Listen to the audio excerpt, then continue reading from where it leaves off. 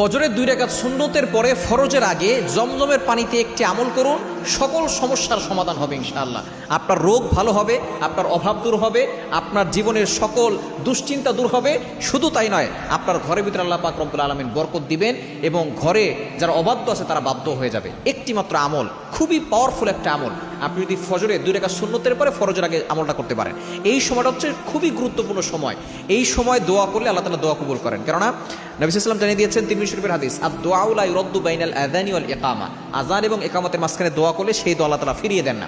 আপনি ফজরে 2 রাকাত সুন্নতটা আযান দেওয়ার সাথে সাথে পড়বেন, এরপরে আপনি কিছু সময় নিয়ে আপনি এই আমলটা করবেন। আপনি জমজমের পানিটা সামনে রাখবেন, এরপরে আপনি ওযু অবস্থায় 2 রাকাত সুন্নত পড়ে ফরজের আগে মধ্যবর্তী সময় প্রথমে 3 বার দুরূদ শরীফ পড়বেন, এরপরে 3 বার ইস্তেগফার পড়বেন, এরপরে আপনি সূরা ফাতিহা 3 বার পড়বেন, আয়াতুল কুরসি 3 বার পড়বেন, সূরা ইখলাস 3 বার, সূরা ফালাক 3 বার, সূরা নাস 3 বার।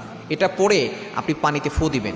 এরপরে ওই পানিটা ঘরের ভিতরে যারা আছে সকলে খাবেন, দেখবেন সকলে সুস্থ হবেন এবং অবাধ্য সন্তান থাকলে সন্তান বাধ্য হবে। এবং ঘরের ভিতরে আপনি একবার দিনের ভিতরে ছিটিয়ে দিবেন, দেখবেন ওই ঘরের ভিতরে আল্লাহ পাক রব্বুল আলামিন বরকত দান করবেন। সকল দুশ্মনী থেকে আল্লাহ ঘরকে হেফাজত করবেন, সকল ধরনের বালা মুসিবত থেকে আল্লাহ হেফাজত করবেন। ওই ঘরের ভিতরে আল্লাহ পাক রব্বুল আলামিন বৃষ্টির মতো রহমত বরকত নাজিল করবেন। ইয়াকিনের সাথে আপনি আমল করে দেখেন, আপনি অবশ্যই ফলাফল পাবেন ইনশাআল্লাহ।